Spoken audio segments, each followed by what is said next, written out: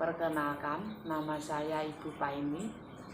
Saya sebagai pemilik produk jentik manis yang beralamat Ngaduman RT 5 RW 8 Kaligenong, Gladak Sari, Kabupaten Boyolali, Jawa Tengah. Produk kami berdiri sejak tahun 2000. Berikut cara pengolahan dan pemasaran produk kami.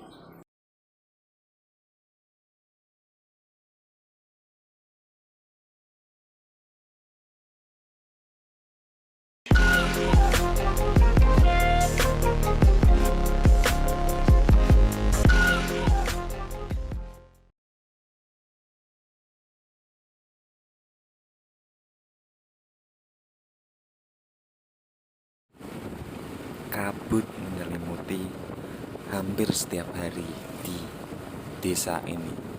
Di desa yang berada di kaki Gunung Merbabu, Ibu Paini beserta keluarganya tinggal. Ibu Paini di sini sebagai pelaku UMKM pembuat jenang degan atau sering disebut jentik manis. Jentik manis terbuat dari degan dan kelapa tua. Berikut profil dari UMKM jentik manis dari Ibu Paini. Assalamualaikum warahmatullahi wabarakatuh. Perkenalkan, nama saya Ibu Paini. Saya sebagai pemilik produk jentik manis yang beralamat Ngaduman RT 5 RW 8 Kaligenong, Gladak Sari, Kabupaten Boyolali, Jawa Tengah. Produk kami berdiri sejak tahun 2000. Berikut cara pengolahan dan pemasaran produk kami.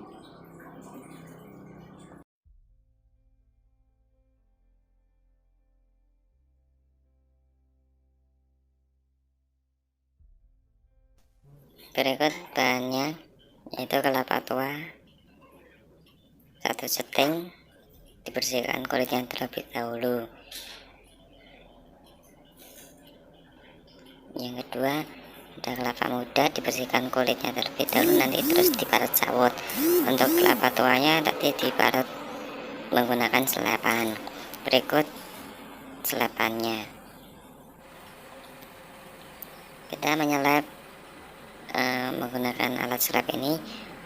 Selep ini juga dulunya kami beli juga hasil tabungan dari produk kami yang telah dipasarkan dan menghasilkan hasil yang memuaskan sehingga kita bisa menabung dan bisa menghasilkan seleb ini.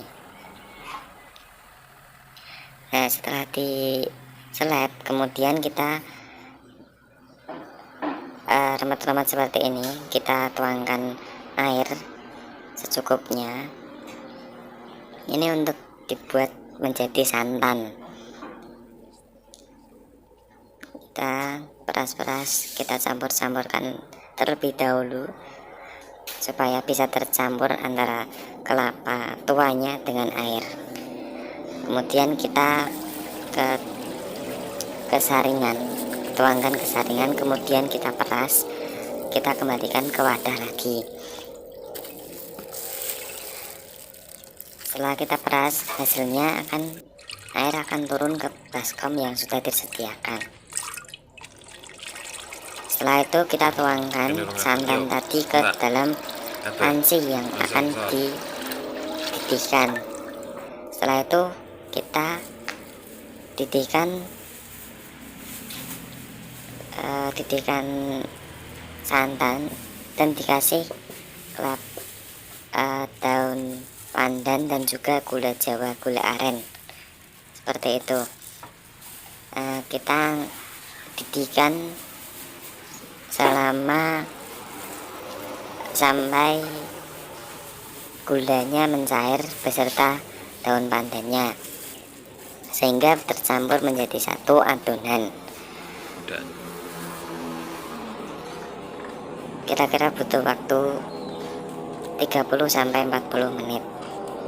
Setelah itu, seperti ini hasilnya, angkropannya, titiannya seperti ini. Kita hanya menggunakan tungku api yang menggunakan kayu sehingga kita mengirit bahan bakar.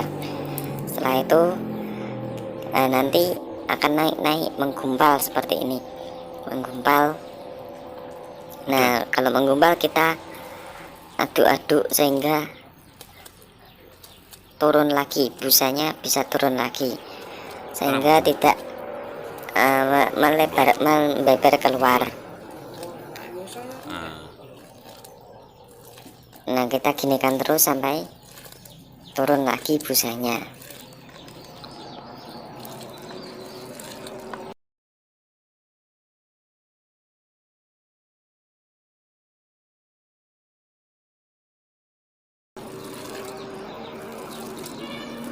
Nah, seperti ini hingga busanya hilang, hampir hilang. Kemudian kita tunggu lagi. Nah, nanti otomatis busanya akan naik lagi. Nah, kalau busanya naik lagi, kita aduk lagi seperti tadi, biar busanya turun lagi, seperti itu seterusnya, supaya bisa tercampur dengan itu. Kemudian sembari menunggu titihannya selesai, kita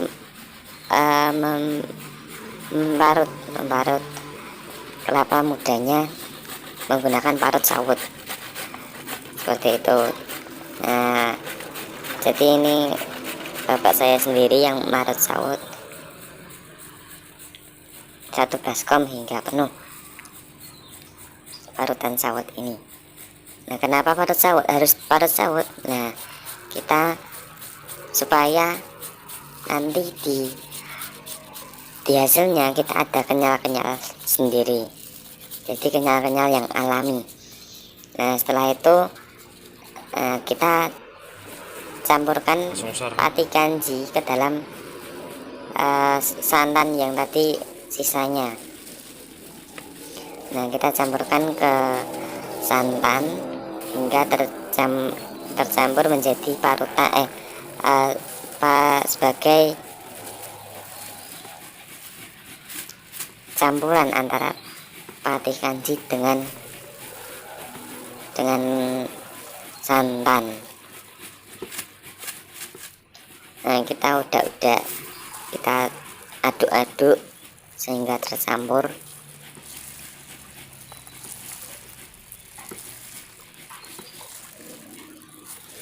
Kita aduk sehingga tercampur dengan rata. Biasanya mengendap di bawah, kita naikkan, kita campurkan lagi. Nah, setelah itu kita campurkan parutan kelapa muda tadi ke dalam angkropan gula jawa tadi, gula jawa yang diangkropkan dengan daun pandan dengan santan tadi. Kita campurkan hingga warnanya itu merata, hingga nanti warna kuning kecoklatan merata menjadi satu.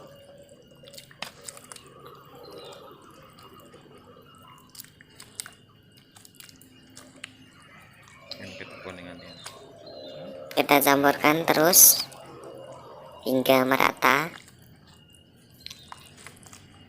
Setelah merata, kita tuangkan ke dalam pelat atau tempat untuk mendidihkannya. Nah, setelah itu kita masukkan ke dalam panci yang sudah disediakan. Kita menggunakan tungku kayu dan seperti ini pemprosesannya. Nah, sembari menunggu proses, kita siapkan kardus terlebih dahulu. Setelah jadi, ini hasilnya, hasil tirisannya seperti ini hasilnya. Butuh waktu 2 jam untuk mendidihkannya hingga terjadi pembentukannya seperti ini. Nah, setelah dingin, kita lalu mengiris